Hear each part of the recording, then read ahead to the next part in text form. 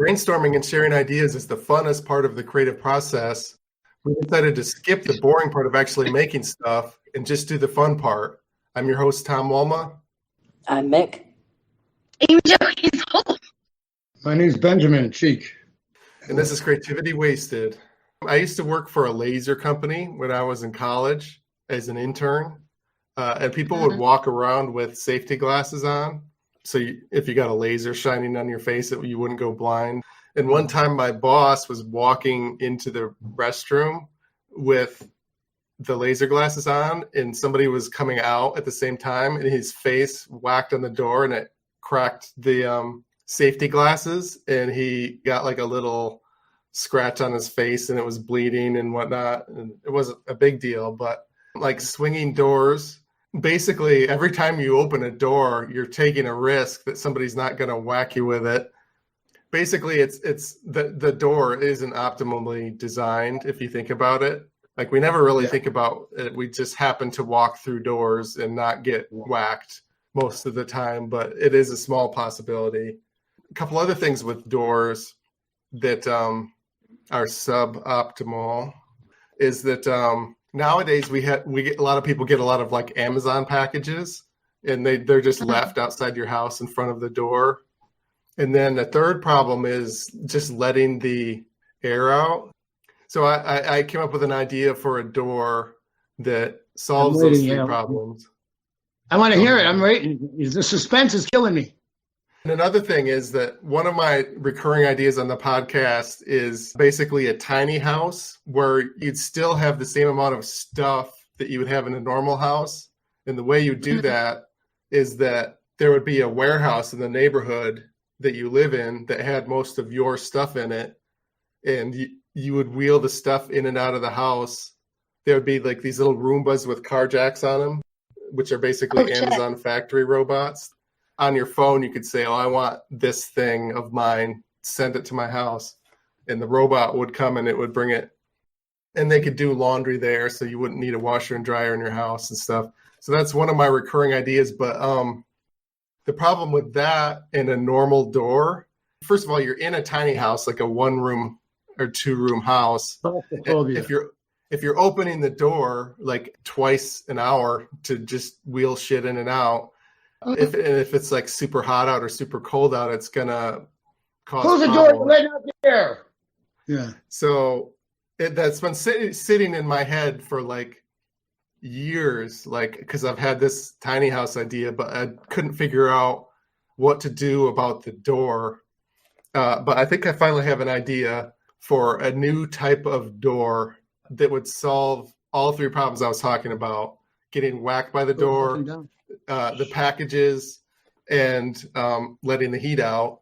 And basically what it would be is it would be like, picture a closet-sized room, like where your front door is. So you would go in the front door, and then you'd be like in a little closet-sized room, and then you would go in another door. Like and a then foyer. In the house. Yeah. It reminds me of a jail cell, those little rooms you're talking about. Yeah, it'd probably be smaller than that. But what I thought was maybe you could, so for the outer door leading outside, this would only apply to your front door. So for the outer door, you would have like a sliding door that slides side to side, and then like like a half inch or less behind that, you'd have another door that slides up and down. So like if the package delivery guy came by, or the Roomba robot with a car jack on top of it came with a thing of yours to drop off, the two doors would only need to open wide enough for the package to get in. Like if the package is like a foot high and a foot wide, the one slide to side door would only go a foot wide, and then the one that goes up that's right behind it would only go a foot high. So then they could go slide. to the dimensions. You like type in what dimensions, whatever you're really that concerned with your electric and heat bill, though. I mean, that's taking it to the extreme. I love it, kind of, sort of. It's like when you go in to see the butterflies at the Detroit Zoo, and you got to go in for one room to the next so you don't let out the butterflies. Well, yeah. Part of that is because it would be a tiny house. I've got claustrophobia. That would never work. The jail cell killed me. I wanted to beat everybody out, man. 6x9, it was terrible. They told me it was a cop bar. No, it was. I was behind bars because of a cop. Way different. Yeah, so the need for this special door is less for a big house than for the tiny house. But it also is for security too, like for everybody. Like if you don't want the delivery person to be able to even walk into this little room, like you'd only open the door wide enough for the package to get in, so the delivery guy couldn't go in there. And then the other thing is on the other side of the closet, there's another door, so that is also security. Like if somebody did somehow manage to crawl into the little closet area, the mini room area, I shouldn't call it a closet because that implies you can store stuff at foyer, whatever. They still wouldn't be able to get into the rest of the house. And then when a normal person walks in, like when you get there and you walk in, you would go in there, and then it would close the door behind you before it opened the door to let you into the rest of the house, so the air wouldn't be flowing the whole time.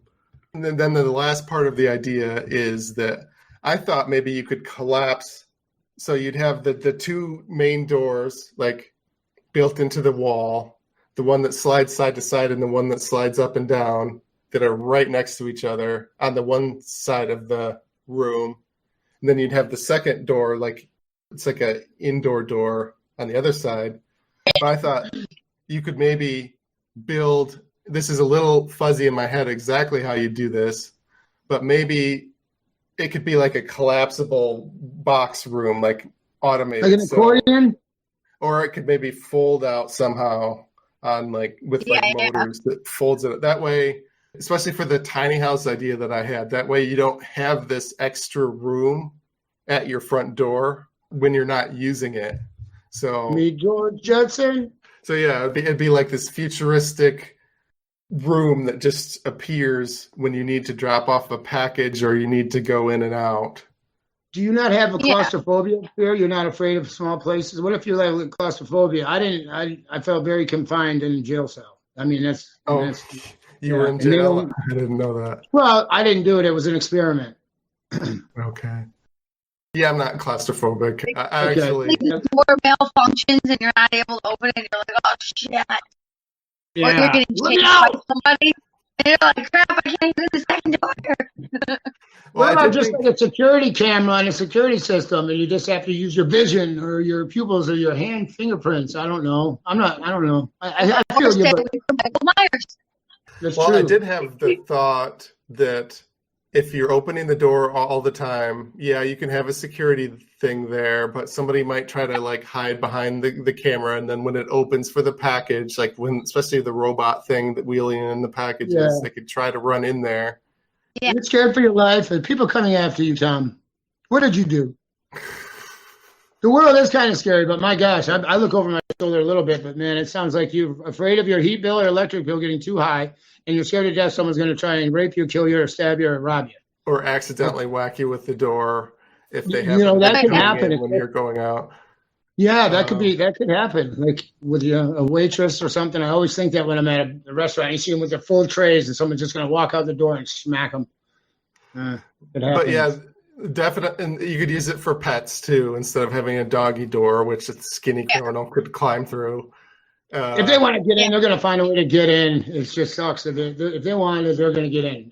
You know what? They'd hire a little person, and they'd be there. They'd be in, and they'd be comfortable. Yeah. And then they can hide in the box too. Like the Amazon could deliver the box with the little person in the box. They could get in that way, even with my system. Paranoia. They have a whole team going like Ocean's 11. I suppose if you lived in a tiny house with most of your shit not even stored in there, people wouldn't why would they even bother to break in? They'd just break into the warehouse and steal the shit. Right. Why would I want to be in a place? Every time I want a bag of chips or something, I got to call a robot? Hell no. Hey, or do the clap? No, I don't know. I couldn't deal with it. I got to move around. I can't sit still. This is the longest I've ever sitting still, and it's I got to be moving.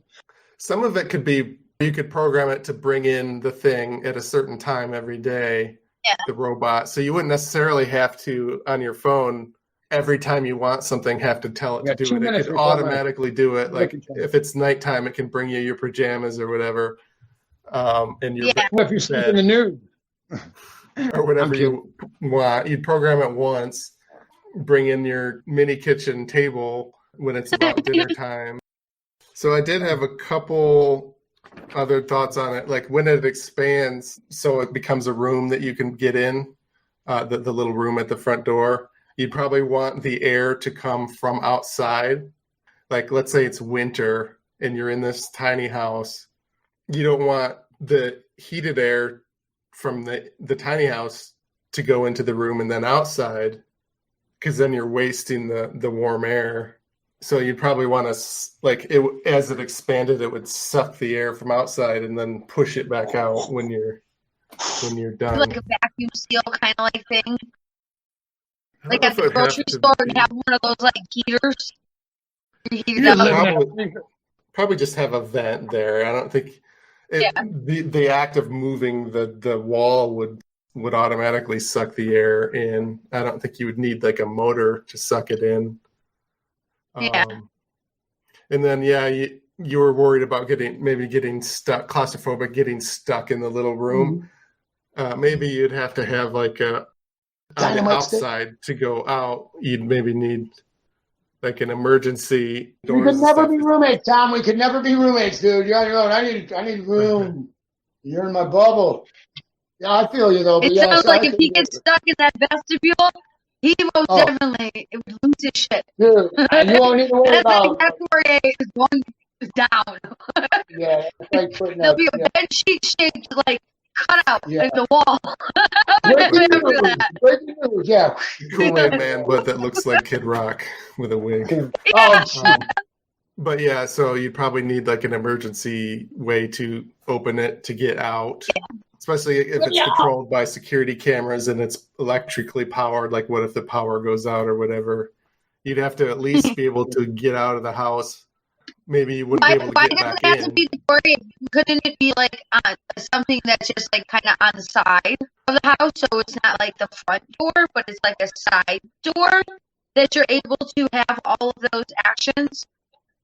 Well, if you're dropping off packages, I don't get no packages. You would want them to be able to find the door where you're doing that. But yeah, you could have 2 doors, I suppose, leading outside, like the normal one, if you don't want to walk through the. Well, for the fire marshals, man, but it's all about space at that point. You put it on the front door, then the spacing of the square footage of the tiny house, you know what I mean, wouldn't be as big. Yeah, or it could expand outward instead of inward, I suppose, too. Yeah. Like out onto the step. Although that would look funny. Like people driving by and there's like an RV where the sides expand. It would just look like that, but on a house. Like it's breathing. Malfunctions. It's like, oh my gosh, the house is alive. They might crash their car, like, what the hell? And then, boom, they crash their car. Exactly. What the heck is this shit? I bet somebody kind of may already have that. I mean, people with money, you can do whatever you want. There's people that live in tree houses. There's people that live underground. And have you ever wanted to live in a tree house, Ben? When I was younger, I loved climbing trees. I wanted to be a professional tree climber. And, man, I used to do my homework. I'd climb up the big tree in the backyard and do my homework up there, be blowing in the wind. My mom and neighbors would be like, your boy's, he's fine. For my allowance money, I'd go to Myers, and they had the rope that you could have on the spindle, the thick rope, and I'd buy a big long thing of that save up my money, and I'd tie it from the big branch on the tree way up there to the garage that held the support for the door, for the top by the basketball hoop and that. And then I'd take my belt and I'd slide down it like, I was crazy, man. I keep my feet on the ground now, man. I was on that Detroit Tiger that's in front of Tiger Stadium. They got them 2 big tigers out front. We were at a Kid Rock concert a couple years ago, and it was February. We were waiting for the party bus. My buddy climbed up on top of it, and I says, I can do that. Yeah, I just got down a lot faster. I woke up 24 hours later. I was in Detroit receiving trauma, looking at the Renaissance Center. My neck brace, I lost the top of this finger. They sewed it back on. I guess I fell 15 feet. I was unconscious for 24 hours. My head, eyes, St. Bernstein called me. I guess I was on the news. They put up Wait. You fell at the stadium, you said? outside of it where they got the two big tigers in front of Comerica Park, you know, the big tiger Climb on statues. top of it. You were climbing one of those, a statue, and you Yeah, fell? we got on top of it, and then, you know, he's got his paw out, so I remember putting my foot on that paw, and it's like the little small granite stones, and it was February, so it was slick. And I guess I just went, boom, like, and straight down, landed on my back, and they said my eyes, ears, nose, mouth, everything was bleeding. And I was unconscious for 24 hours. I woke up, and I'm like, what the hell? And I'm in a neck brace, and there's the Renaissance Center. I'm in Detroit receiving trauma. And I lost the top of this finger. They sewed that back on. Good thing, because it's the middle one. Yeah, so I've had a lot of crazy things, man. I got more lives than a cat. Yeah, I don't have any cool injuries. I fell like out of bed when I was a kid and broke my arm. But that's not a cool story. It's the most boring way to break an arm that you can think of. I was on a bunk bed. I was on the top bunk. My brother never wanted. I always wanted to be on the top bunk. Fell off one night. My mom woke me up. My foot got caught in the sheet, and I was hanging upside down like a bat sleeps, man. I woke up and like, what? So the sheet saved my life. I was like, holy sheet. It worked out. I wasn't even on a bunk bed. I just fell out of a normal bed and broke my arm. That's not far. You broke your arm? Yeah. My goodness. Was your bed tall? How old were you? Normal bed. I fell off a set of monkey bars at school. Fourth grade or something. something. A cool little jackknife flip or whatever on them. And when I landed, I twisted my ankle and I broke it all the way through and I had to have surgery on it. So to this day, I have like a scar on my ankle. But yeah, it's like my cool get hurt story. I climbed trees as a kid and I never really fell out of them. I get in trouble because I'd be covered in sap. But this one neighbor kid, we were climbing the tree. My sister was with us climbing. The kid fell off of the tree, like he missed grabs or whatnot. And he ran inside and he told his mom that we pushed him out of the tree. Oh, we were nowhere near where he was at when he fell. We were like, what the fuck? So my tree climbing days had expired that day. I keep my feet on the ground now. If there's a fire, I'm the last one out. I got replaced hips. I ain't running for shit, man. I am titanium. Yeah, I used to climb a tree when I was a kid, but I never did homework in a tree. That's kind of weird. Oh, I love it. I got pictures. I love trees, man. I mean, be up there. I was like my own human drone back then. See, could see everything. But I don't want a tree house. I want a tiny house, mainly because it's so cheap, and I wouldn't have to work. Any other ideas on my weird expanding door? Any thoughts, comments, questions? You think it's dumb? Get it to work like with a clap? I think it would just detect when things were there from cameras and stuff. Or maybe you'd have a keychain too. It would make it. It wouldn't be fun then. You need some excitement. You never know. You're living in a genie house. You never know what's coming or going. What if someone programmed the robot to go evil? You never know, man. I've seen that movie. But so I don't know exactly how it would work, like whether it would be the actual like accordion like or fold out. Like it's sort of a little fuzzy in my mind exactly. I'm sure you could figure out a way to get it to work so it'd be like flush to the wall on the inside when you're not using it, so it's not wasting space. But you'd have to experiment with it, and maybe some people. Because normal doors swing open, so there's usually a space there behind the front door. So maybe you could just retrofit one in and just have it be a permanent closet for an existing house. I think we can wrap things up, though, for the podcast. You guys have any shows you want to promote? I own Relentless Comedy, so you can check that out. I have one this Thursday. It's the third show I've had here. It's at Mount Clemens at the Rec Bowl. Sam Bank is my headliner, and that's a showcase. And then on the third Thursday, so the 21st this month, I have an open mic, but they rescheduled to the 20th, a day early. But normally it's the third Thursday. We do it outside on the patio, weather permitting. Really cool. It's at the Mug Pub in Sterling Heights. And then on the 28th, my other showcase that I have, it's at Biggs Bar, Biggs, and it's in Chesterfield at 21.5 in Gratiot. And I have Nick Kelly opening. He's going to be the headliner, Nick Kelly there. And then end of August, my show already got booked for there as well, and Ronnie Warbeck's going to be the headliner, and he's going to be also headlining the second week in September out at the Rec Bowl. I'm having a huge show in September. I already got the hall reserved in Sterling Heights, 17 and Mound, on September 24th. I got Simply Chanel is going to be the headliner. She's like an icon. I was just hanging out with her last night. The 21st of July. I will be at the Sandbar My Facebook, Amy Jo Easel. You can find me on TikTok. You can find me on Instagram at BlondieJoe81. That's me. Or if you want to buy your girl a cup of coffee because times are tough, Cash App BlondieJoe81. Slipping it in with shameless promotion. Okay, so I'm doing the Sunday Night Funnies contest in Grand Rapids on Sunday the 24th. Cool. And then I have a Twitch channel called Gaming McFitness where I use these homemade game controllers on fitness machines like treadmills and exercise bikes. Oh, cool. This has been a production of Planet Amp Podcast, powered by Pinecast.